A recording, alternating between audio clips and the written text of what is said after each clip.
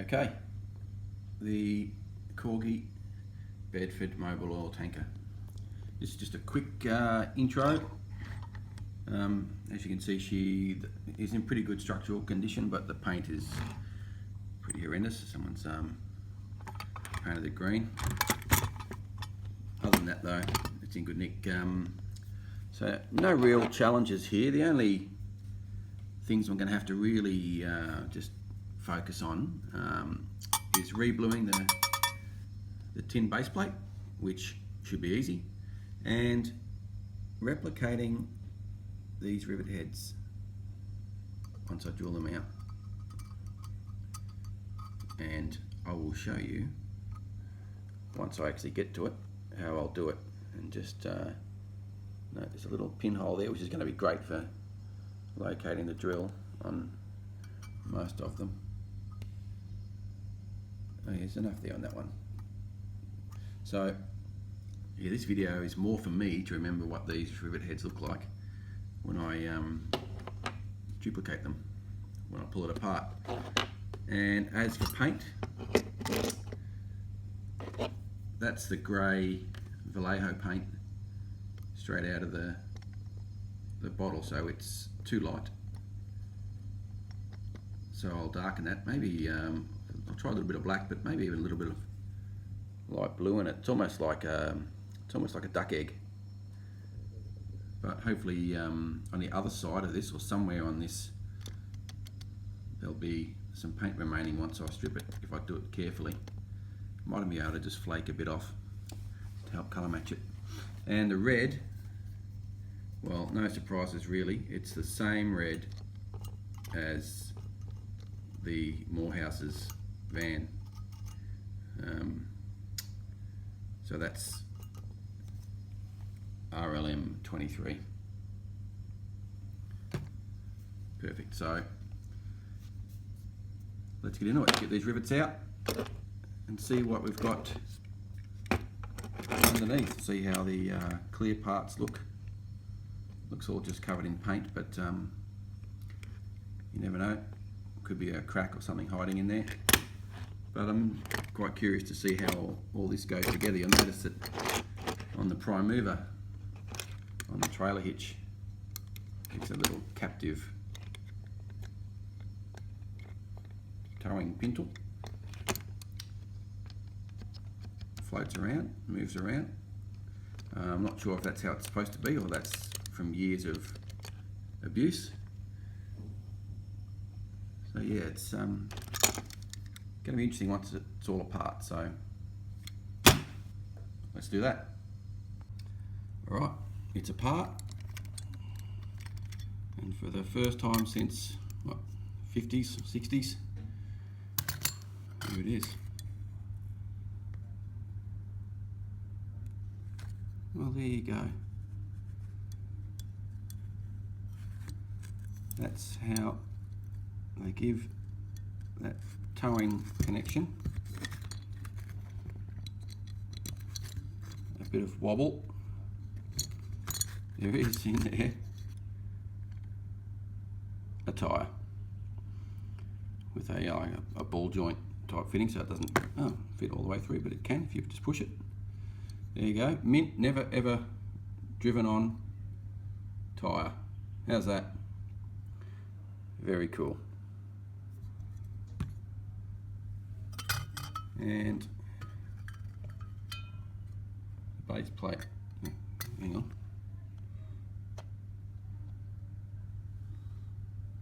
What the hell is that? Very thin piece of plastic, clear plastic. Probably been jammed in there by some kid years ago, in between the gap in the base plate. Yeah, I can only imagine that they've just whacked it in there at some point, or it slipped in there at the factory, who knows. Anyway, look at that nice brilliant red. I might actually get a bit creative on the stripping and just see.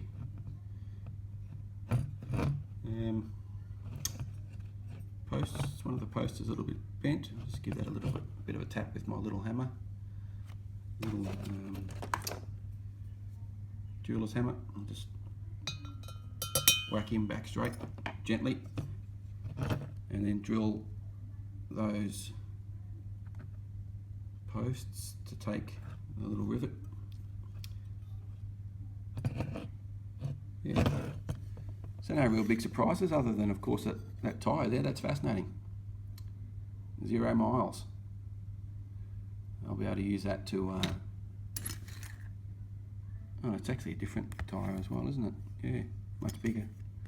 The main wheels are much bigger than the than that one. Anyway, that's the next problem. I think the spiders are long gone. Okay, here we go. Well, we all know how dangerous this is. You can easily crack your clear parts with too much enthusiasm with your drill bit, but I've actually found that just doing it by hand, and that's all by hand so far, is removing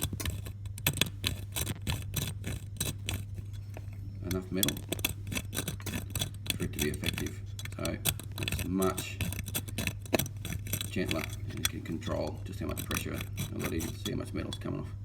So that'll be off in a flash, and touch wood, 0 risk of breaking it. Alright, so the drill I had was just not quite big enough, so I had to go with the little Dremel tool and a little grinding bit just to try and grind away the part of that rivet there that just was holding the clear in, and it's doesn't want to move yet. Probably paint and grime holding it in. I want to be very gentle with it because I reckon there's a good chance you cannot get replacements. So I'll try and save it. So I'm just going to pour some not quite boiling but very hot water on inside the cabin there. Try and loosen things up and see if she'll pop out. Okay, stripped. Pretty easy, took a couple of goes. Lots of little bits of paint stayed in there. So just give it a couple of goes with the caustic soda. There's some dings and scrapes that I'll have to sand along the top there from wear and tear, but other than that she's in really good shape. Came out really nice. No issues. Just got to strip the tin of its old blue. I think 2 of these tyres are not original, or 4 are not original, because there's 4 that look like dinky tyres. Be very familiar to you all. And these are a harder plastic. So I'll just have to have a look at some pictures and just see what were the original tyres, and of course what I've got in my stash. The clear, it actually ended up popping out. Didn't have to use hot water, just poured some WD-40 into the cabin and gave it a little bit of a tap with my jeweler's hammer, and out she came. So there were all the bits. That's next, and then we'll be undercoating. Okay, here's the before. Try to look, trying to catch the light. Look at that rust spots everywhere.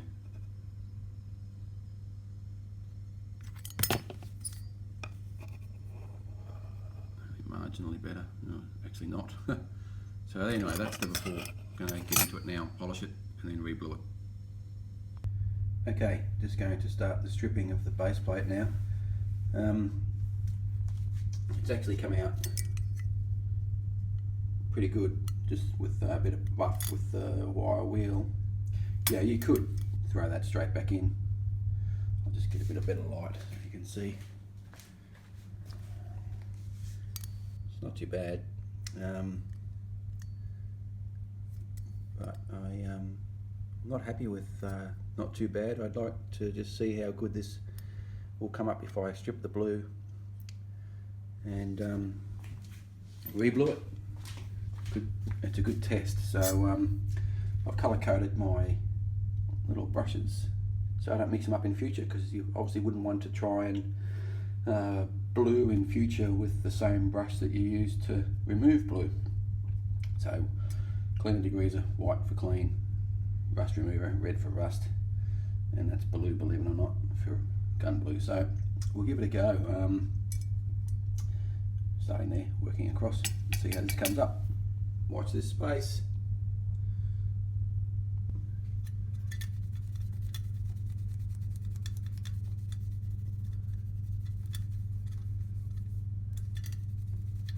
This is the blue remover, and it's doing a bloody good job.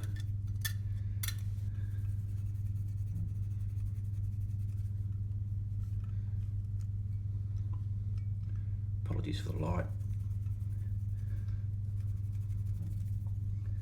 It says to let it work its magic for a couple of minutes, and then give it a bit of a going over with the steel wool. Crack on. Oh, look at that! Wow. Not sure if you can see that, but it's coming up shiny. It's back to its original tin.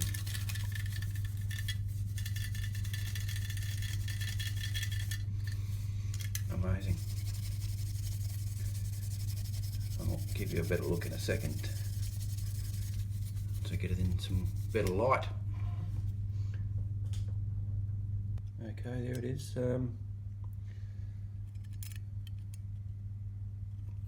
It's great. Look at that. A little bit of mortar just to scour away underneath the axle there. Yeah, that's like brand new, and the gun blue is really going to take to that. I've seen it before. Really clean steel, the cleaner you can get it, the blue, the gun blue, the end result is just amazing. So I'll sort that little bit out under the axle there, and then you wait till you see this. Okay, so it's blued, and have a look at that. Jesus.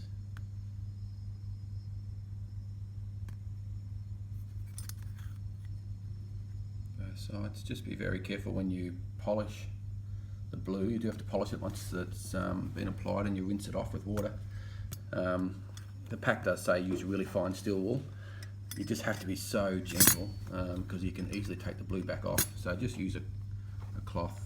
It's got a bit of texture in it, but not coarse enough that it's going to remove the blue. You probably shine that up even more, but you run the risk of taking the blue off, especially the high points. It will take the blue off that really fast. And I had to mask the axle because the blue would have also blued that axle, which is not factory finished, so it has to stay in the raw. So I taped that up, and that protected it. So yeah, look at that, fantastic. Wow. Okay, gee, what? Polish the wheels now, I suppose, and then get onto the imperfections in the body, just tidying up the little dings and tiny little scratches on the roof and so on. But so I'll show you the results of that in a minute, which will be a split second on the video.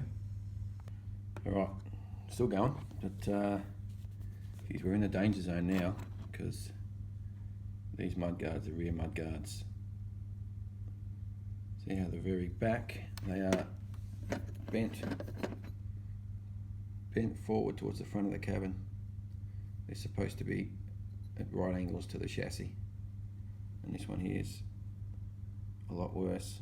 It's got to come back a fair way. I've just been whacking that one with my little hammer, slowly coming back. Geez, you wouldn't know it to look at it though. You just think that's how it came out of the factory, but been pushed forward a fair way, so gently does it.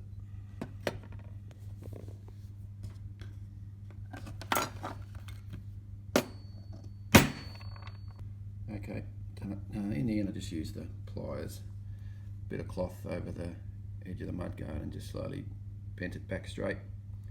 Probably a little bit to go on the corner of that one, the outer corner.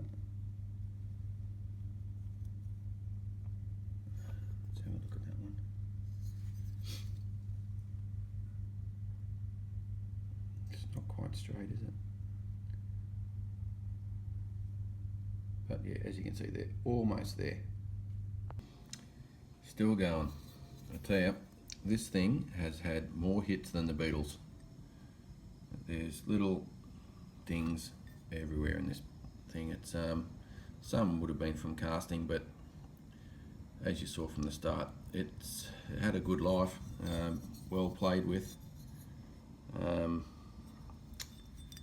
Lots of tiny little, like these ones in the back here would be from casting, possibly, but there's a lot of little dings on the corners. The mud guards are quite bad, so I'll just get some filler, put a thin film of filler on some of these surfaces, try and smooth it out a bit. I know it looks particularly bad when you prime them, and they look much better when there's colour, but so it will come good, but yeah, there's a fair bit of work in it, and I shudder to think how long this is going to take me. Anyway, just got to keep going. Good looking truck though. Oh boy, yeah, let's do a bit of a tour of this thing. Yeah, this has had more hits than the Rolling Stones. They're not easy to see, a lot of them, until you look really closely. But yeah, like all along the top there. Dents in the side rail. Yeah, see, it's just, they're everywhere. I've already started to clean it up a bit anyway. Yeah.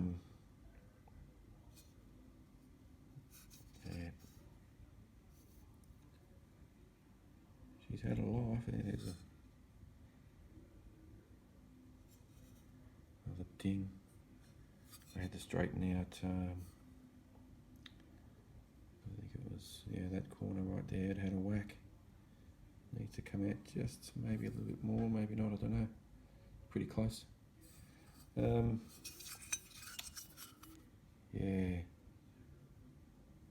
The casting issues don't bother me so much. It's almost a candidate for a coat of spray putty. But I'm going to have to build up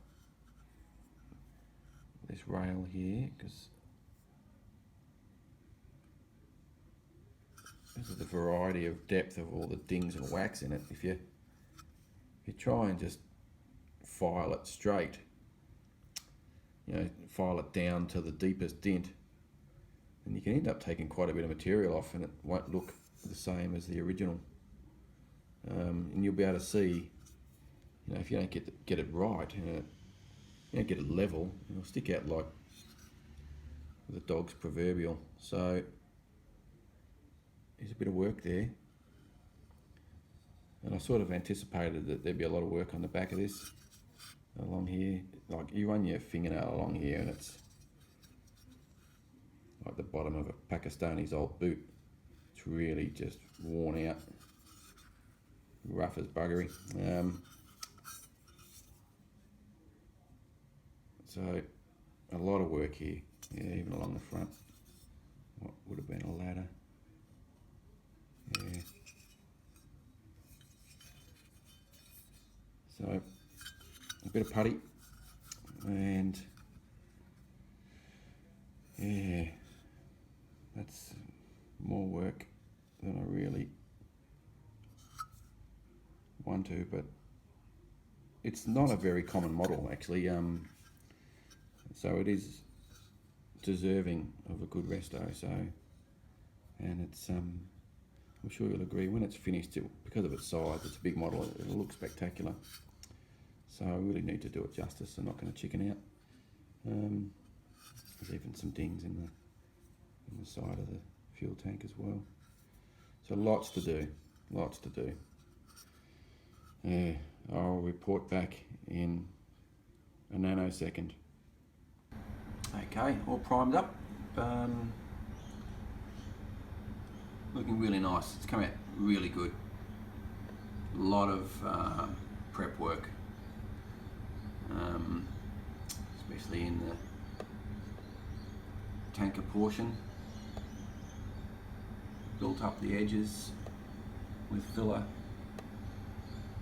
as best I could, and then lightly sanded, try and keep the original profile, and so much smoother. I didn't go over the top with smoothing everything out because it still needs to look factory, and they weren't perfect out of the factory.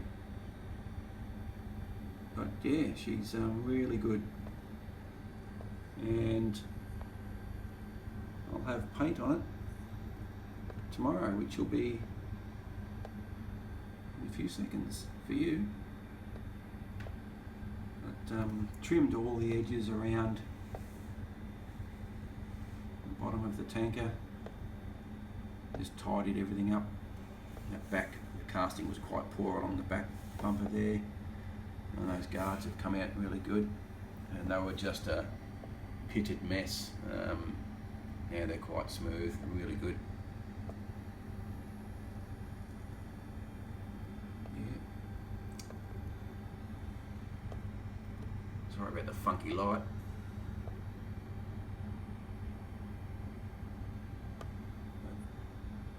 Really looking forward to getting the paint down.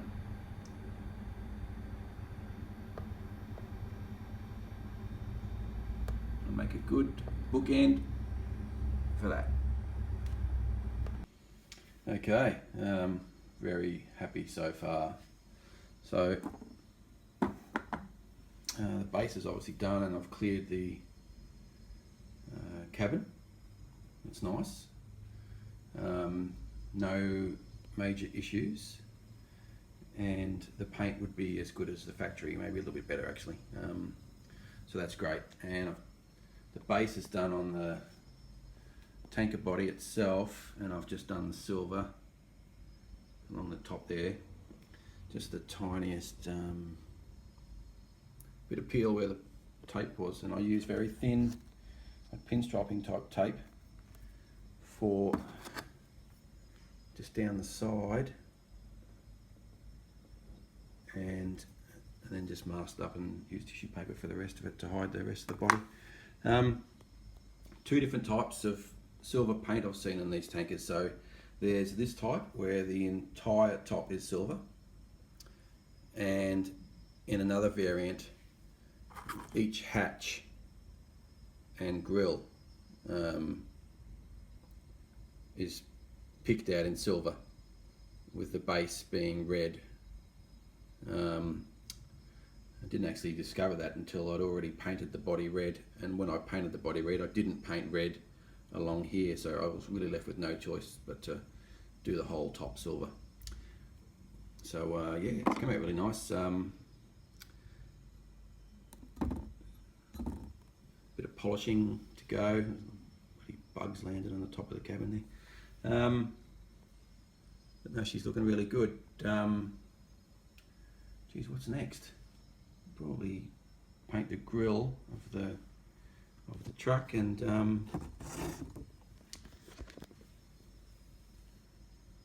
headlights, and clear the tanker, decals. I'm always very wary of putting clear over the top of decals. It's great because it can actually seal them in, but it can also discolour them and sometimes do all funky things with them, and the decals for this are quite old. I'm hoping they're not cracked, but so I'm just going to clear and then put the decals on, and then reassembly. She's looking really nice. Right, so the clear parts, the cabin glass, is in a little plastic container, and that's once I've polished it with a bit of metal polish. Just throw a few squirts of this in there, and I just gently shake it around. This one's been in there for a while anyway, and then tip it out,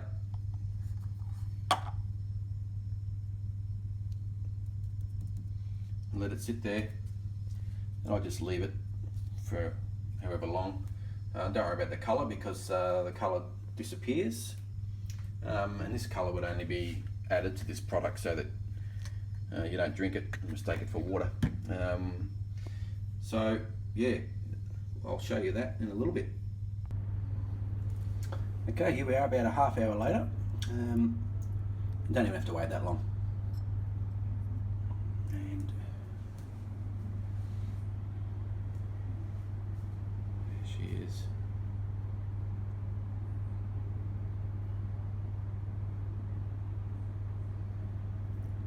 It's lovely.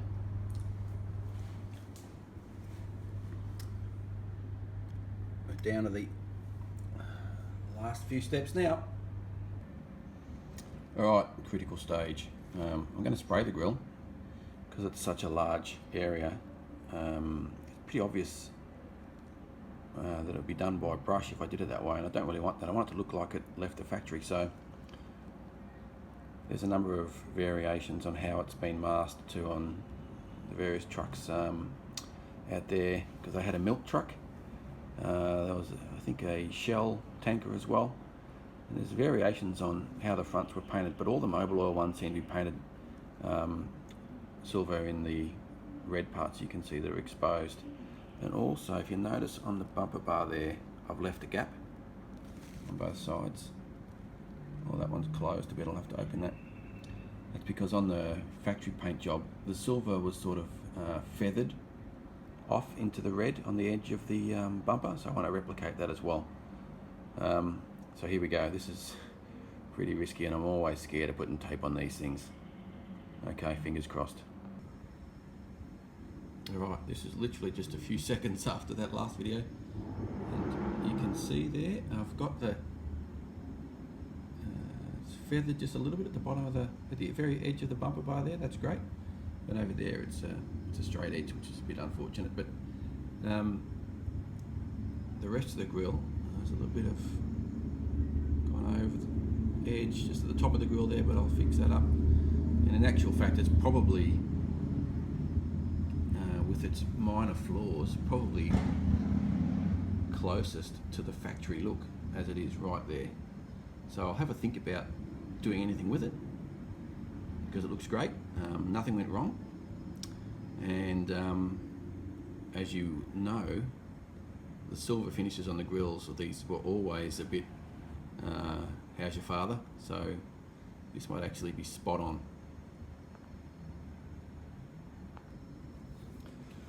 First decals on. This is that's some moments of sheer terror, I tell you. The decals, just in one very small part of the decal, it's a bit reluctant to come away from the backing paper, so you got 9/10 of the decal ready to come off and one small bit that's stuck. Yeah, it's stressful. Here we go, the other side. Okay, I've decided to share a bit of the terror with you. So the side decals have both gone on really well, and now it's time for what amounts to pretty much the final aspect of the resto, with the exception of the reassembly. The last decal, everything's been painted, the grille and the headlights are done. This is literally it. It's just putting it back together now, and so of course this is where it'll all come undone. As you all know, I'm not teaching you anything you don't already know. Always put a bit of water on the model first. Just helps you slide this bad boy into position. Both the side decals have been very reluctant to move, and this still doesn't want to move. This is going to unfortunately make the video drag on, because it's already dragging on. But a bit of live action. It doesn't hurt anyone. This might be where I tear the decal, because that's the big risk, of course, with decals that are reluctant to come off the backing paper. You get a bit, in a bit of a rush to get it to separate, and before you know it, half of it separates and the other half comes off or stays on the decal paper. So it is risky.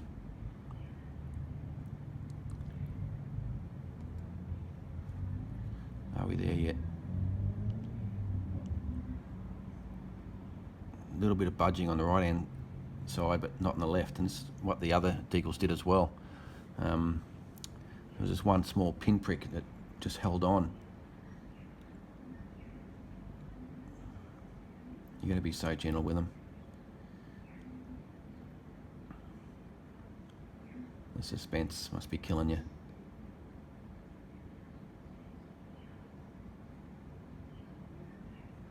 Come on. Okay, here we go.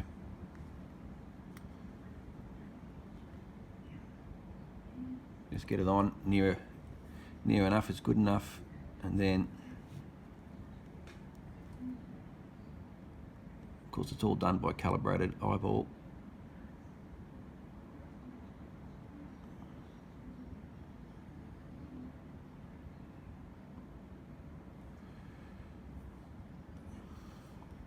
Reference the top center of the tank, top center of the decal, bottom center of the decal. There is a body mold line in the back of the tank which makes it a little bit easier, but it's very faint. I'm just going to look back from a distance at this thing. It's a bit down on the right.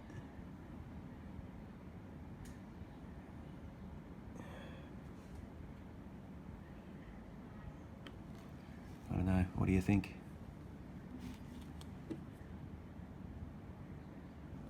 Geez, it's hard to tell. It looks very close. Very close as he reaches for his paper towel.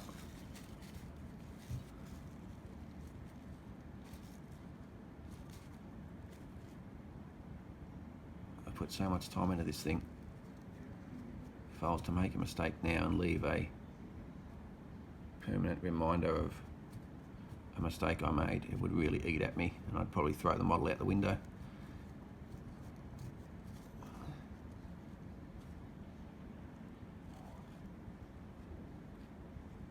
Well, she's on there now. No tears. Whew. Breathe. Alright, the rivet heads. So that's how she's in there now. Just a bit of glue. Basically a silicone type glue, I think it is. A couple of ways to do these rivets, and I'm still in two minds. This is a possibility, the Gorilla Weld. It's a two-piece epoxy, but it'll be a liquid, so be concerned about being able to control its diameter and keeping it the same diameter as the rivets that I took out. And the other option, of course, is like an epoxy, like a putty that you can shape in your hands. Basically just roll it up into a ball and then place it on there and just, you know, squish it down. Even use you could even use like a bit of a mold, like perhaps if I had a piece of say timber dowel of the right diameter, you could just groove in a concave dome, if you like, in the end of the timber dowel, and just use that as a bit of a mold to press down on the putty, so it would look like the rivet head when you took the timber off. I don't have anything to use that's about the right diameter, although I did just see this. Could probably take that out because that's about the right diameter. Yeah, just something a tool to shape the rivet head so it's the right diameter and the right shape. I'm not sure. I'm going to experiment. See how we go. Impossible to do this with just the one hand, but what I do is just make a nice pointy bit and then try and round off the opposite end. That's this end here. Do a bit of a blob. Stick the pointy end down in the hole.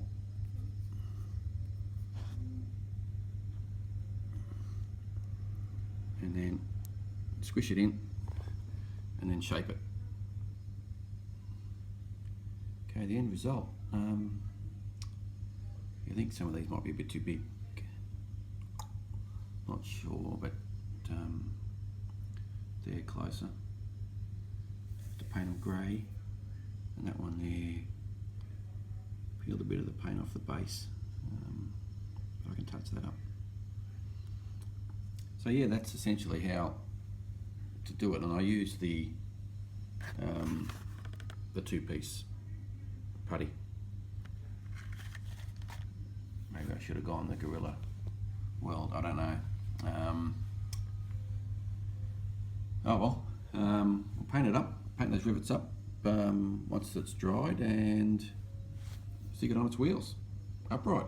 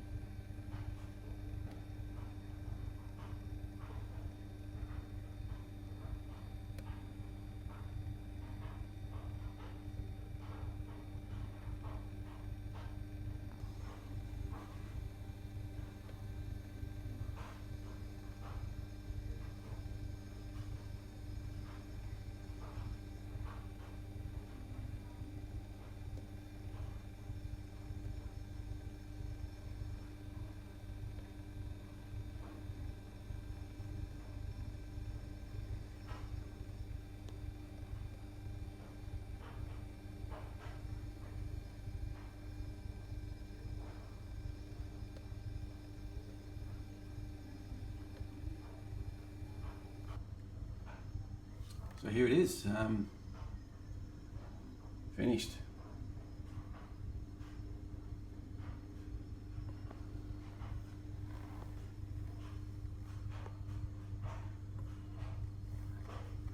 Very happy with how it came out, very happy.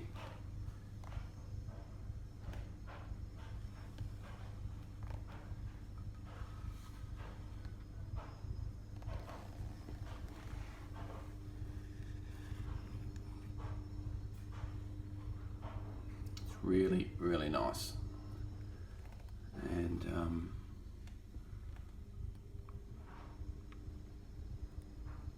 underside,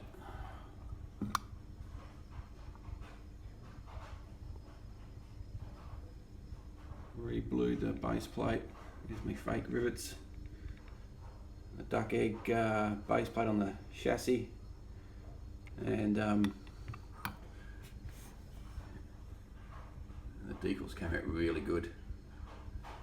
Nothing went wrong with this entire build. It was obviously a bit harder than I first thought it would be, because there was a lot of body prep to do, but she's a real pearler. Have a look at it, it is absolutely mint. And like I said, a good bookend for the Morehouse's van I finished a week or so ago. But there it is, Corgi Bedford Mobilgas tanker. Chalk it up, on to the next one. Hope you enjoyed that. Sorry I went so long. It's indicative of just how much work there was in it. There was a lot of work in it to get it done right, especially up here. Get this done nice and smooth without it looking too butchered, and lots of finicky little stuff. But hopefully you enjoyed watching this and stealing over half an hour of your life. And I will try and get these videos down a lot shorter.